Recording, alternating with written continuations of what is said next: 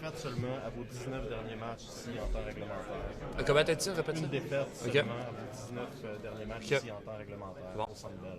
Tu n'étais pas là quand cette séquence a commencé, mais jouer au Centre Bell, c'est quoi pour un joueur de hockey? À quel point c'est gros pour vous autres en tant que joueur de hockey? Ouais, non, c'est spécial. C'est pas pour rien que quand on fait des sondages, puis on répond à des questions, les joueurs à l'entour de la Ligue répondent que la place la plus fun à jouer, c'est le Centre Bell. Puis nous, on a l'opportunité, on a la chance de jouer ici sur une base régulière. Fait que, on est contents. Nos partisans sont incroyables. C'est des gens qui sont passionnés, qui nous supportent, dans les hauts comme dans les bas. Donc, non, on est extrêmement privilégiés d'avoir la chance de jouer ici. C'est un mythe, l'énergie de la foule. On dit l'énergie de la foule. Est-ce que c'est vrai que ça donne une dose d'adrénaline pour un gars sur la glace? Absolument, absolument. C'est pas, il y a nulle part ailleurs dans la Ligue que les gens ils encouragent pratiquement toute la game. Que les gens sont debout et supportent leur équipe. Donc, oui, ça a un effet sur nous de savoir que les partisans sont derrière nous puis qui sont impliqués dans le match. C'est le fun. Ça rajoute un peu d'émotion dans le match, donc c'est le fun pour nous les joueurs. Là. Là, on cherche des bébites parce que ça va bien. Des fois, on pose des questions qui n'ont pas rapport, mais le nombre de tirs que vous créez, j'imagine que vous voulez en avoir plus des tirs au but. Qu'est-ce que vous pouvez faire différemment pour aller chercher un peu plus de tirs au but? Je pense que c'est d'avoir une mentalité de tireur.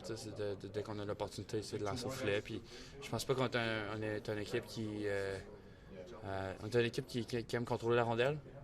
Puis je pense pas qu'on est une équipe qui se débarrasse de la rondelle énormément. Donc, souvent, peut-être qu'on cherche un peu le jeu parfait, un peu trop, mais je pense que la saison est jeune. On a du temps de s'ajuster, mais jusqu'à présent, ça va bien. Donc, pour nous, c'est de continuer de vouloir s'améliorer puis de trouver des façons de marquer plus de buts puis d'en accorder le moins possible. Chercher le jeu parfait, ça fait en sorte que justement tu fais beaucoup circuler la rondelle sans tirer. C'est-tu un piège ou ça peut quand même être utilisé à votre avantage?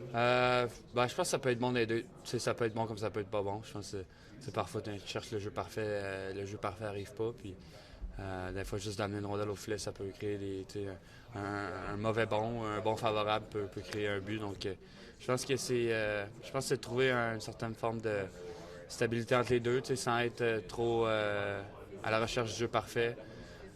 C'est d'amener des rondelles au filet en ayant quand même en tête qu'on peut créer des jeux. Puis je pense que c'est un peu brouillon ce que je dis, mais en fait, c'est juste de trouver une stabilité entre les deux puis d'avoir une certaine genre de moyenne. C'était pas si peu. Ouais. On parlait d'une belle séquence au Centre Bell contre les Kings. C'est 2019, la dernière victoire du Canadien contre LA. Tu as joué contre eux autres quand tu jouais à Saint-Louis.